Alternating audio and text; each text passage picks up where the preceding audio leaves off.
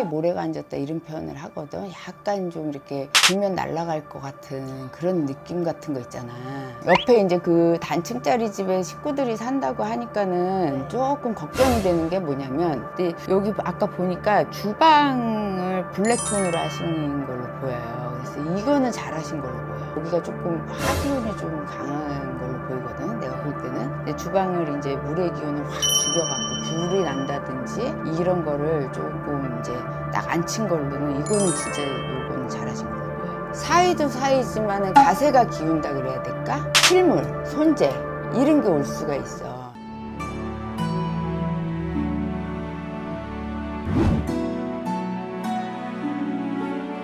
안녕하세요, 장희연 보살입니다. 제가 오늘도 한 장소를 하나 들고 왔어요. 네네. 그래서 이 장소가 좀 어떤지 주소 먼저 불러드릴게요. 이거는 이제 건물 사진인데, 네. 이 터를 이렇게 둘러보면은 터가 우리가 마루 위에 앉았다고 표현을 하거든요. 그래서 동서사방이 좀 튀어있다 이렇게 보여. 그래서 너무 이렇게 막힌 게 없으면 바람막이가 없다라는 표현인데, 멀리는 있을지 모르겠지만 내가 거기에 비해서 조금 마루에 앉았다 이렇게 보여. 약간 이렇게 높은 자리에 앉았다 이렇게 보이거든, 이 터 자체가.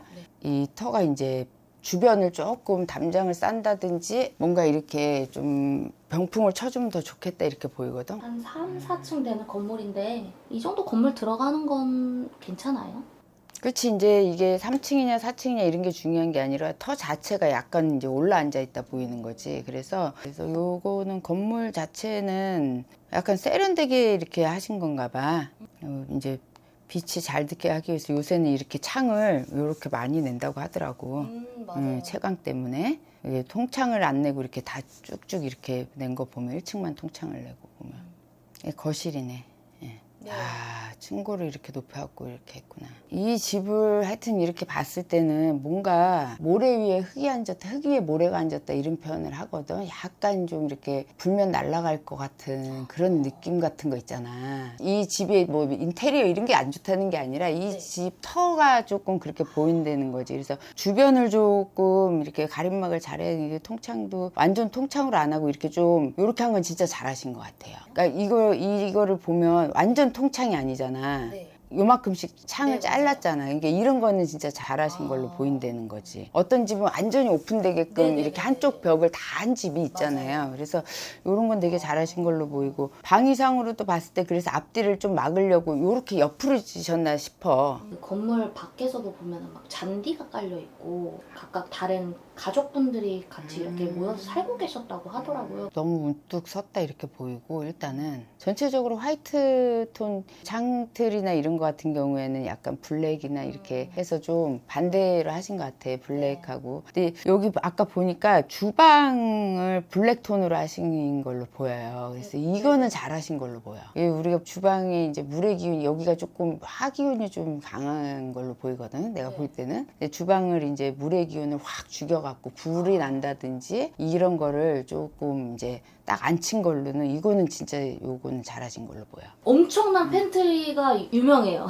그 주방 뒤에. 예전으로 따지면 그게 이제 곡간이거든. 옛날에 이제 집 뒤편으로 장독대를 놓고 앞에는 곡간을 큰 걸 놓고 뒤에다가도 또 큰 걸 놓고, 옛날 부잣집에서는 그랬어요. 이 곡간에다가 많이 가득가득 채워둔다는 거는 이제 재물을 그만큼 쟁여둔다라고 볼 수도 있어요. 그만큼, 그러니까 내가 욕심도 많고 어떻게 보면 그만큼 가진 잘하는 거지. 그게 대대로 집이 아무리 넓어도 간소하게 사는 사람들이 있잖아, 보면. 근데 내가 그렇게 팬트리라든지 이런 거를 좀 꽉꽉 채우고 이렇게 하신다는 거는 뭔가 곡간의 개념으로 그런 욕심이 많은 거야. 그러니까 옛날 대갓집이었다라고 보면 돼.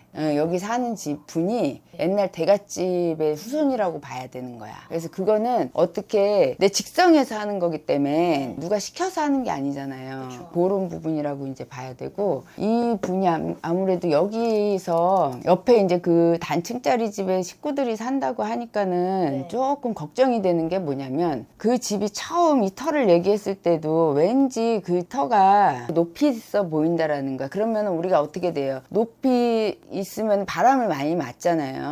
근데 그 주변에 만약에 일가 친척들 뭐 직계, 예를 들어서 내가 여기 있는데 부모 내지는 오빠 이렇게 나보다 손이 흔히 이런 네네. 분들이 산다고 하면 조금 어려울 수 있어. 어려워질 수 있어. 사이도 사이지만은 가세로 좀 따져야 된다 그럴까? 가세가 기운다 그래야 될까?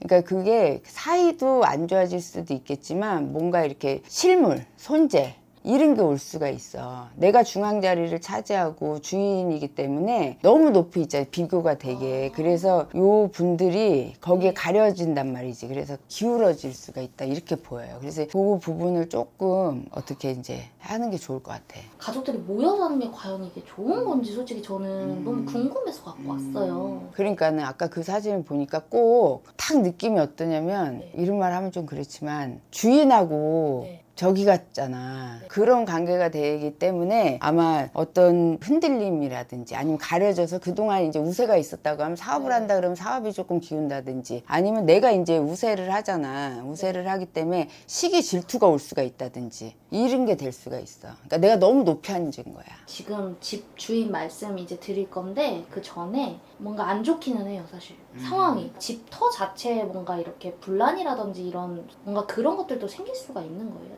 그럴 수 있죠. 왜냐면 그 터에 집을 진다고 해서 오늘 졌는데 내일 사람이 죽거나 내일 뭐 재산이 네네.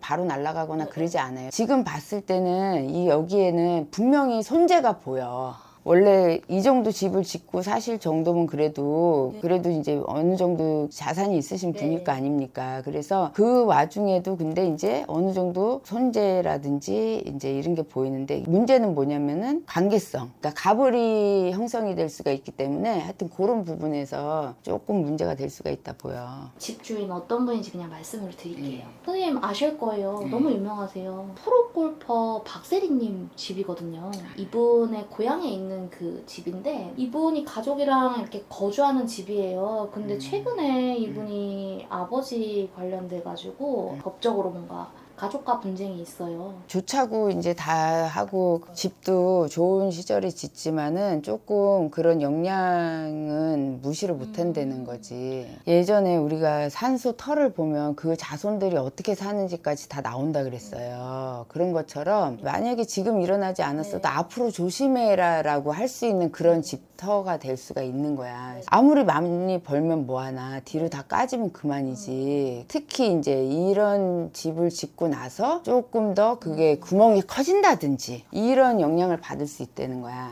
이 집을 박세리님이 처분을 해야 될까요? 아니면 계속 남겨두고 그냥 가족들이랑 떨어져 살아야 될까요? 글쎄 이 집은 그냥 남겨두겠다고 보여요. 팔으라고 한다고 팔 사람도 아니고 뭐 저기 할 사람도 아니고 그리고 하여튼 이 집은 우리 같으면 팔으라고 권하지. 그냥 남겨지겠다 이렇게 보여.